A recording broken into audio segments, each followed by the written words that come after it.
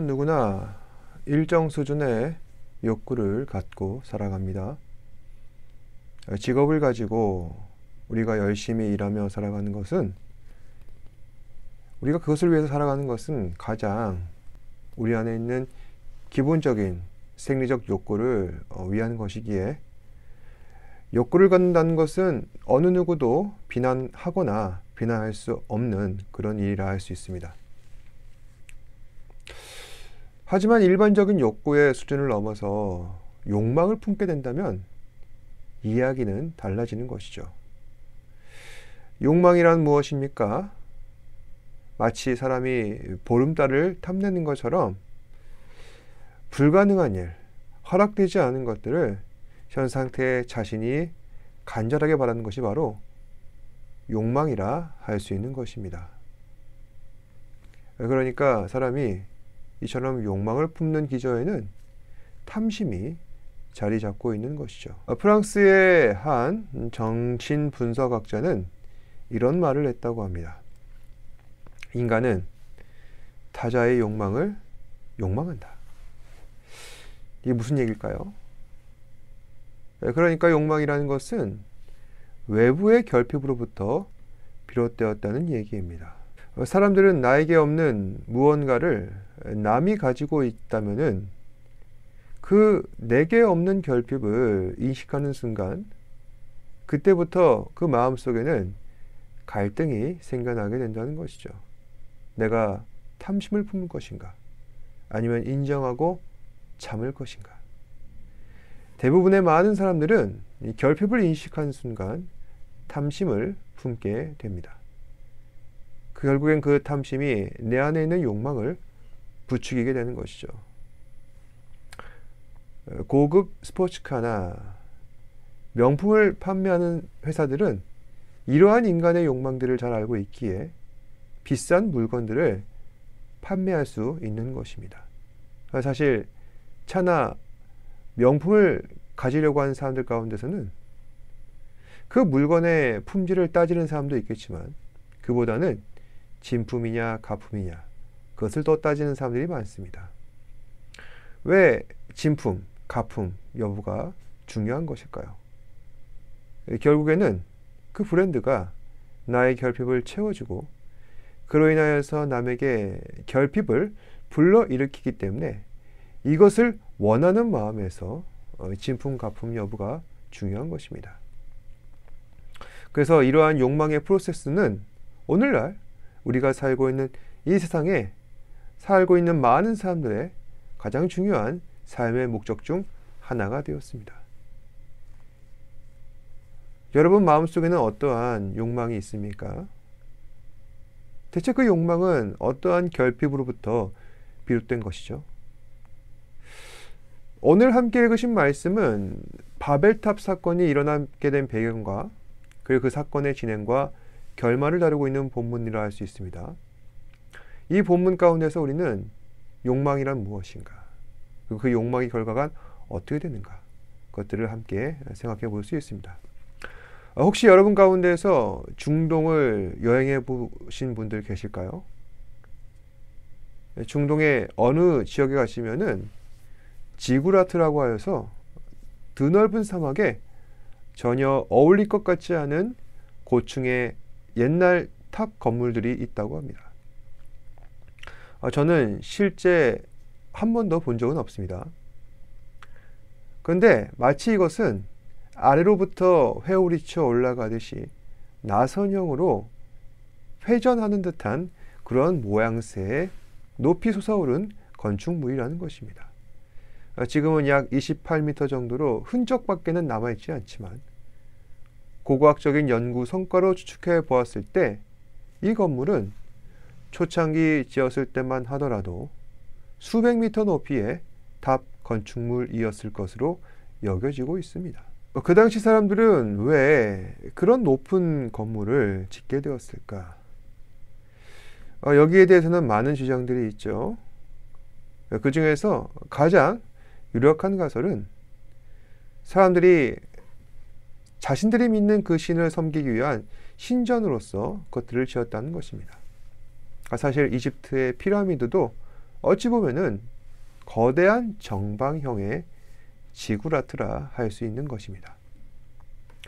오늘 말씀에 보면은 바벨탑이 등장하는데 이 지구라트의 기원을 연구하는 사람들은 성경에 나오고 있는 이 바벨탑 본문에 집중합니다.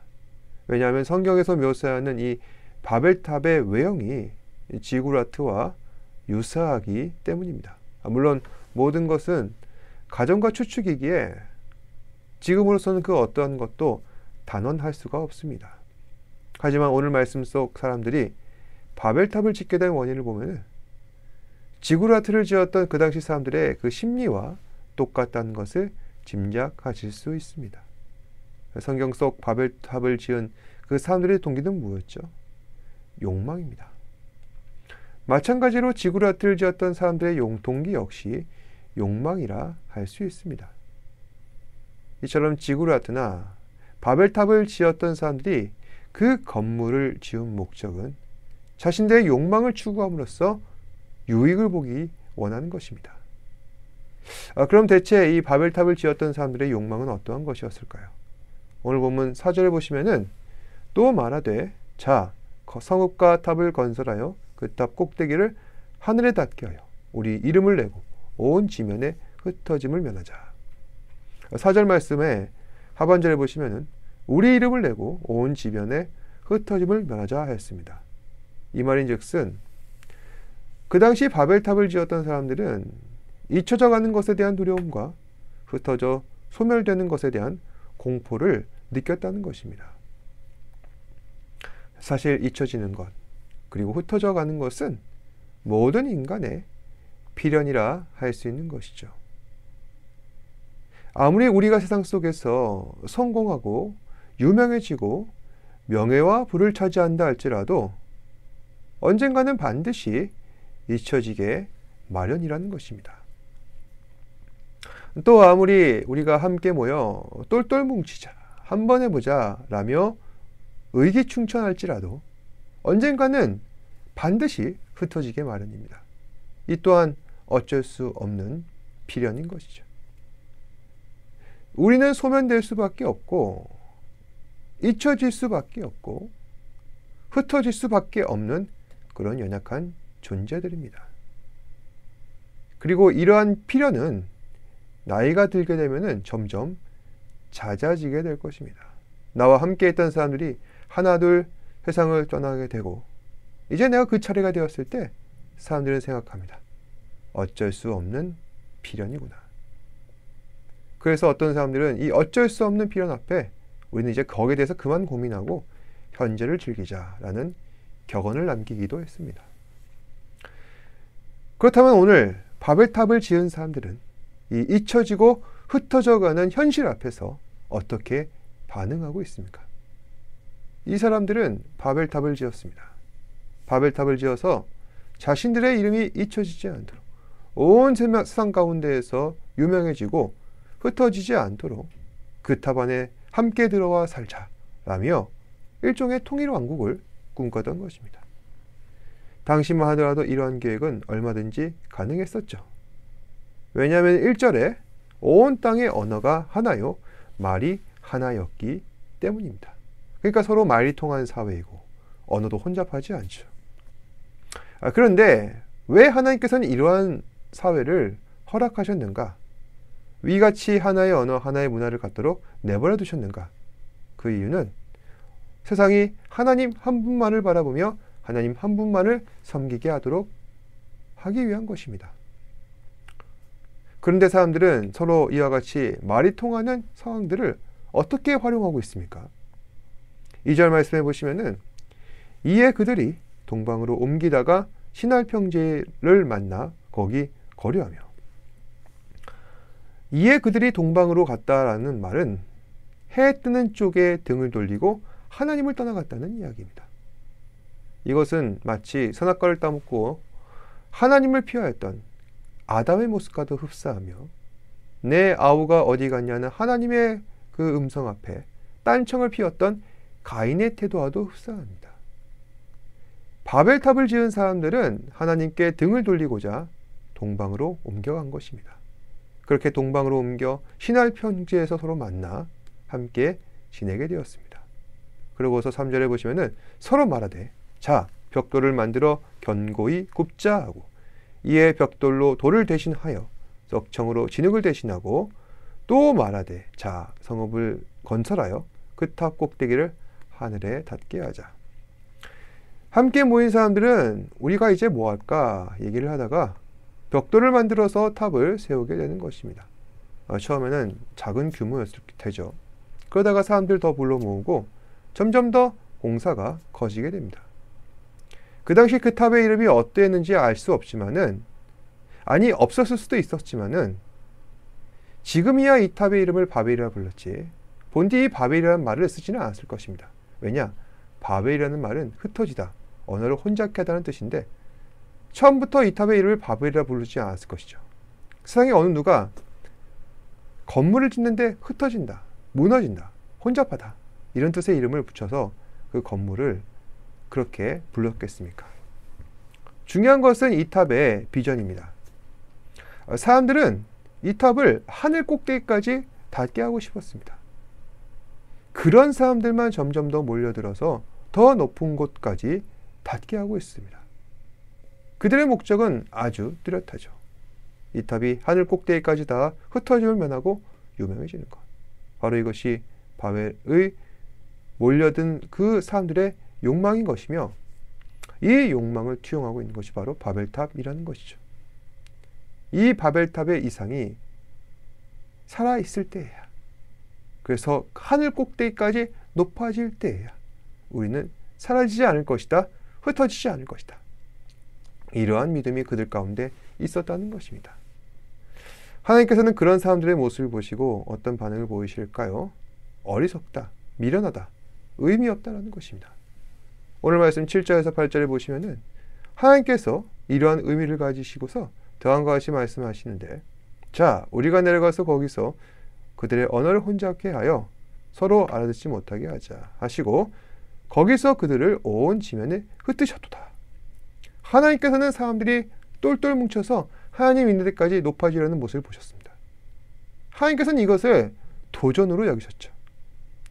하나님께서는 아주 간단한 방법으로 이 도전을 무너뜨리십니다. 바로 그것이 언어의 혼잡입니다. 말이 통하지 않으면 마음이 통하지 않고 마음이 통하지 않으면 서로 흩어지게 마련입니다. 그리고 흩어지게 되면 탑의 우기를 멈출 것이고 공사를 멈춘 탑은 그냥 내버려 두면 시간이 흘러서 무너지게 되는 것입니다. 이처럼 바벨탑 사건은 아담의 원죄 이후로 타락하고 부패하여서 이제는 콧대가 높아져 버린 인간이 어디까지 하나님 앞에 도전을 할 수 있는지 그 한계점을 보여준 사건이라 할 수 있습니다. 그리고 우리가 이 바벨탑 사건을 통하여서 얻을 수 있는 교훈은 인간의 욕망은 언젠가 반드시 바벨된다. 즉 소멸되고 흩어진다는 것입니다. 아니면 인생을 살면서 어느 시점에 우리는 바벨될 수도 있을 것입니다. 또 아니면 우리가 생을 마감했을 때에야 비로소 바벨을 맛볼 수도 있습니다. 중요한 것은 사람은 누구나 다 이 바벨이라고 하는 비련을 거스를 수 없다는 것입니다. 우리 안에는 이 깨달음이 있어야 합니다. 우리는 누구나 바벨이라고 하는 이 비련을 거스를 수가 없다. 왜 이 깨달음이 우리에게 중요할까요? 사람들이 바벨탑을 짓게 된 원인은 욕망에서부터 비롯됩니다. 인간의 욕망은 다양하죠. 잘 먹고 잘 살고 싶은 욕망. 이 원초적 욕망을 근원으로 하여서 파생되어가는 아주 다양하고 복잡한 욕망들이 있습니다. 우리가 다 디테일하게 말할 수 없는 그런 욕망들 말입니다. 그 욕망들 가운데서는 사람이라면 누구나 이해할 수 있는 그런 단순한 욕망들도 있을 것이고 사람이어도 결코 이해할 수 없는 비뚤어진 욕망들도 있습니다. 그런데 우리가 그것을 이해할 수 없든 이해할 수 있든 모든 욕망은 반드시 잘못된 길을 가게 합니다. 욕망이라는 것은 정상적인 수단으로서는 절대 성취할 수 없는 것이기에 반드시 비정상적인 수단을 동원할 수밖에 없습니다. 예를 들어 법을 어긴다든지 법을 어기지 않는다 할지라도 법을 벗어날 수 있는 그 어떤 수단을 방법을 가리지 않는다든지 비록 도덕적, 윤리적으로 욕은 먹더라 할지라도 나만 잘 됐으면 됐지 하며 욕망을 그렇게 추구하며 평생을 살아간다든지 하는 다양한 수단들을 우리는 동원하게 된다는 것입니다. 그러니까 욕망을 성취하려는 그 수단 가운데서는 제정신이 아닌 것들이 많다는 것이죠. 바벨은 어떻습니까? 탑을 높이 세워 하나님에게까지 높아지려 한다. 제정신이 아니죠. 그만큼 욕망이 무섭다는 것입니다. 인간들을 제정신이 아닌 상태까지 몰아가게 합니다. 오늘 말씀은 인간의 교만과 어리석음을 이 바벨 사건을 통하여서 드러내고 있는 본문이지만 그와 동시에 우리는 이 말씀을 통하여서 하나님을 거역하고 있는 인간의 그 정신나감이 어디까지인지 깨닫게 하고 있습니다. 그래서 이 말씀을 들은 우리는 앞으로 어떻게 해야 할까요? 한계 인식을 해야 합니다. 하나님 앞에서 우리는 어떠한 존재인가? 어디까지가 하나님의 영역임을 깨달아 알고 어디까지가 넘지 말아야 할 선인 것인가? 제대로 알고 그 선을 넘지 않는 것입니다. 오늘날에는 바벨탑과 같은 일들이 너무나도 빈번하게 일어나고 있습니다. 환경 파괴, AI의 문제가 있습니다. 그 밖에도 많이 있습니다만 지금 당장 생각나는 것은 이 두 가지밖에 없네요. 두 가지 모두 다 성장과 발전을 위해서 어떠한 수단과 방법도 가리지 않는 정말 제정신 아닌 사람들밖에 나타낼 수 없는 그런 미친 결과물이라 할 수 있는 것입니다. 결국에 모두 다 바벨처럼 무너져 내릴 것입니다. 그런데 문제는 그럼에도 불구하고 회개치 않는 사람들입니다. 그들은 왜 회개치 않는가? 회개하는 순간 거룩하신 하나님 앞에 모든 것을 내려놔야 하기 때문입니다. 회개한다고 말은 하면서 변하지 않는다는 것은 결국 회개치 않는 것입니다. 사실 하나님께서는 이 바벨탑을 보시고 그 탑에 거주하는 모든 사람들에게 가장 높은 수위로 세게 심판하실 수도 있었습니다. 하지만 하나님께서는 언어만 혼잡케 하였습니다. 그것만으로 충분하다 여기신 것이죠. 욕망을 품은 사람들을 흩어버리시는 그 수준으로만 심판의 수위를 조절하신 것입니다. 하나님께서는 심판을 하셔도 지나치게는 안 하십니다. 가장 합당하고 이성적인 방법으로 그 수위를 조절하십니다. 이것이 바로 하나님의 자비와 긍휼입니다. 하지만 이러한 하나님의 자비와 긍휼도 언젠가는 반드시 바닥이 날 때가 있습니다.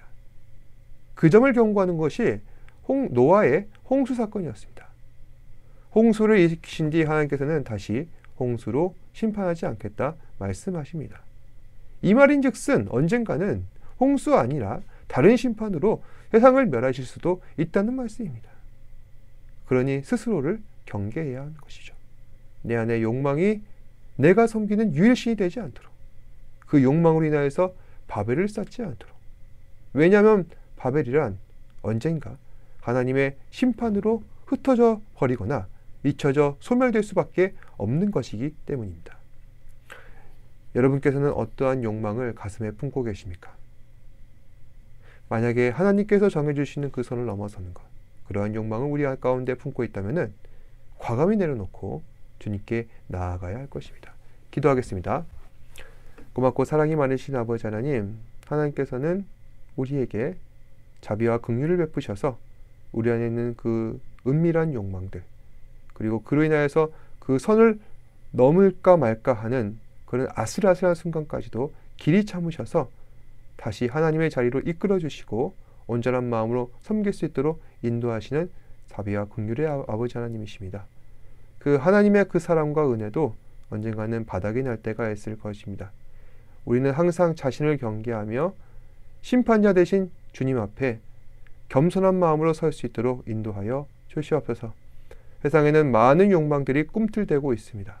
그 욕망들이 분출되고 또한 터져나오는 그 순간에 우리가 신앙의 중심을 잘 잡고 주님 앞에 온전한 모습으로 설 수 있도록 인도하시고 말씀으로 변화받고 또한 주님 앞에 온전한 마음으로 설 수 있는 사랑하는 지체들 되게 하여 주옵소서.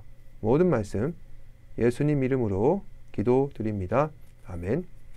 하늘에 계신 우리 아버지여, 이름이 거룩히 여김을 받으시오며 나라가 임하옵시며 뜻이 하늘에서 이루어진 것 같이 땅에서도 이루어지이다. 오늘 우리에게 일용할 양식을 주시옵고 우리가 우리에게 죄 지은 자를 사하여 준 것 같이 우리 죄를 사하여 주시옵고 우리를 시험에 들게 하지 마시옵고 다만 악에서 구하시옵소서. 나라와 권세와 영광이 아버지께 영원히 있사옵나이다. 아멘. 우리 주 찬양